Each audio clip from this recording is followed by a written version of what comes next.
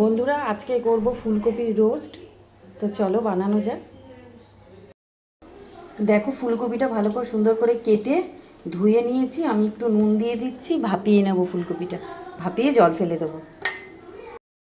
ফুলকপিগুলো আমি ভাপিয়ে জল ফেলে নিয়েছি। এবার আমি একটু নুন আর হলুদ আর কাশ্মীরি লঙ্কার গুঁড়ো মাখিয়ে নেব। হলুদ, কাশ্মীরি লঙ্কার গুঁড়ো আর নুন সুন্দর করে মাখিয়ে নিয়েছি। আমি কপিগুলো ভেজে তুলে নেব। কড়াইতে সাদা তেল দিয়ে দিয়েছি, তেলটা গরম হয়ে গেছে। আমি কপিগুলো দিয়ে দেব।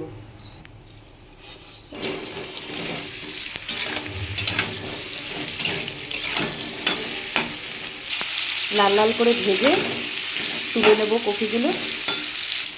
কপিগুলো কিন্তু ভাজা হয়ে গেছে, আমি তুলে নেব। কপিগুলো কিন্তু ভাজা হয়ে গেছে, এই যে তুলে নিয়েছি আমি। এই তেলেই আমি তেজপাতা, সাদা জিরে আর গোটা গরম মশলা ফোড়নে দিয়ে দিলাম। আদা কাঁচা লঙ্কা বাটা,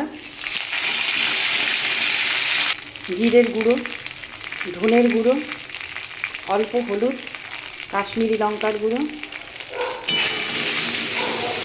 আর বেটে রাখা কাজু আর পোস্ত। অল্প জল দিচ্ছি, নাহলে মশলাটা পুড়ে যাচ্ছে। পরিমাণ মতো নুন। মশলাটা কিছুক্ষণ কষানোর পর আমি টক দই দিয়ে দিচ্ছি। ফেটিয়ে রেখেছি টক দই। এবার কিন্তু ভেজে রাখা কফিগুলো আমি দিয়ে দিচ্ছি। স্বাদ অনুযায়ী চিনি দিয়ে দিলাম। পুরো মশলার থেকে তেল ছেড়ে দিয়েছে, আমি জল দিয়ে দেবো।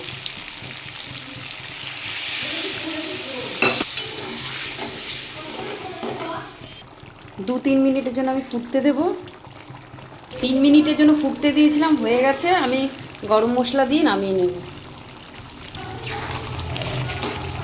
রোস্ট হয়ে গেছে, আমি নামিয়ে নিয়েছি।